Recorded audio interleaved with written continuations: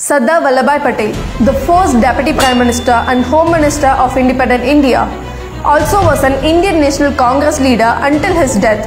Why did BJP build the world's tallest statue for an opposition party leader? Above all, he was the one who banned RSS in the past. Why would Prime Minister Narendra Modi, who was also an active member of RSS, build such a statue for someone who banned their organization? Why was it not built for Mahatma Gandhi or Nehru? What exactly Patel did to deserve such a grand statue? In 1947, we did not have the India we have right now. When the British left India, there were 584 princely states. India did not get freedom. These 584 princely states got independence. And these states had three options. Number one, joining with India. Number two, joining with Pakistan. And number three, choosing to be independent. And everything is different in these states. From the language we speak, God we worship, clothes we wear, food we eat, every single thing is different from one another. Above all, these states had a king who can absolutely rule their own kingdom. Just imagine you're a king of a state and somebody comes to you and says, you'll have to give up your kingdom and be a normal citizen tomorrow onwards. Why would anyone agree to that? It's almost impossible.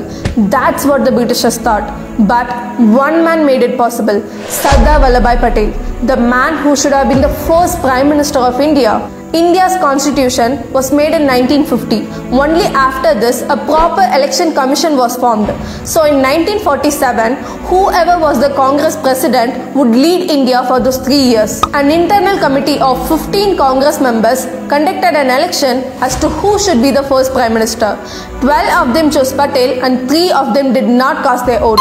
Jawaharlal Nehru did not get even a single vote. Still he became the Prime Minister. How? Because Nehru was not ready to be the second in charge. That's when Mahatma Gandhi came into the picture and convinced Patel to withdraw his nomination, which is one grave mistake that Gandhi shouldn't have made.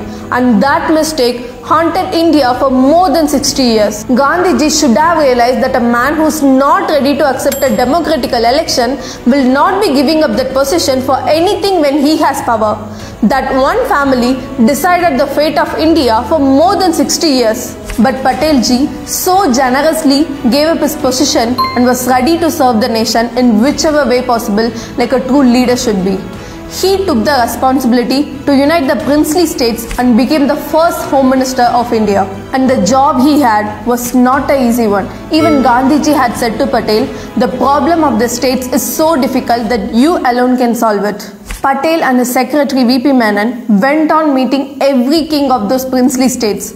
Those states who chose to join with India would get security by Indian Army and all the foreign affairs would be handled by Indian government. And all the communications like roads, railways, postal will be managed by Indian government. There can't be any other better way to say that these kings would not be king anymore but the normal citizens of India. Patel did a lot of things to make it possible. He arranged tea parties, he invited the kings to his place, he went on to meet them at their place. To few of them, he spoke in a way to invoke their patriotism. To few of them, he threatened what could possibly happen if they don't join with India. To few of them, he offered favorable terms like paying the king's death sentence. Mostly, he encouraged the rulers to act out of patriotism and did not rule out force. He thought the king should be joining with India in good faith.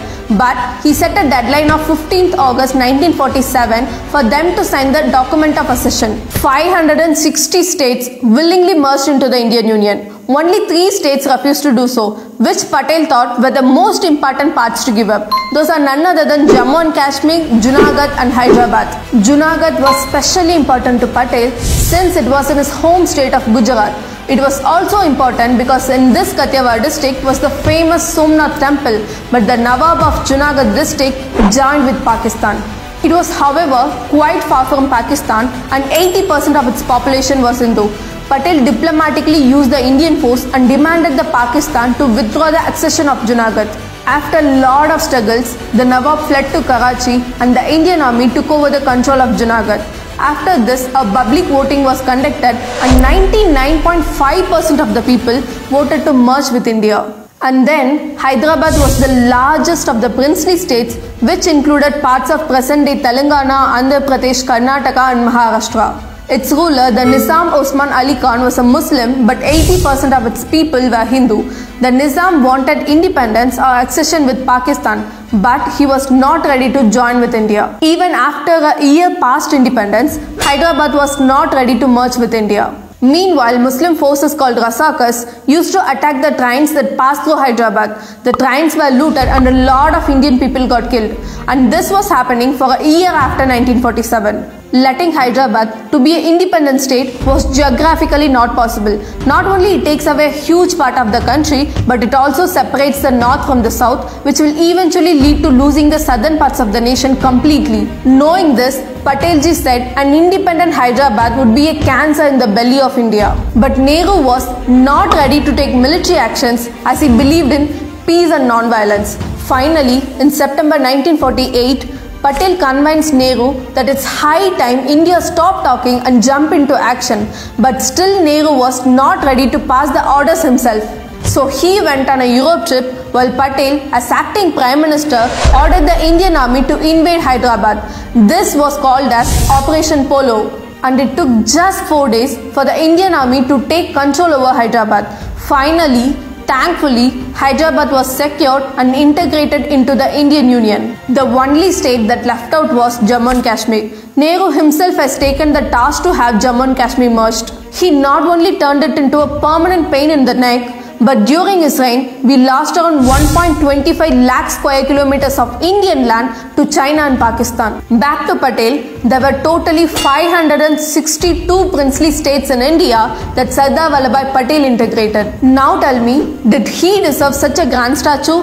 Yes, more than anyone else. More than Mahatma Gandhi? Yes, more than Mahatma Gandhi. We wouldn't be having the India we have right now if Sardar Vallabhbhai Patel was not there. And now the Congress leaders are criticizing that BJP is trying to steal their leader. Indian National Congress was in power for more than 60 years. Why Patelji's efforts were not recognized enough? Why Patelji's efforts were not appreciated enough? Is it just because Nehru had ego clashes with him? What do you think? Why Congress did not give enough recognition for Patel? Why do you think they ignored him all this time? Let me know in the comments. And if you think he's someone who should be remembered forever, please share with your friends and spread the word.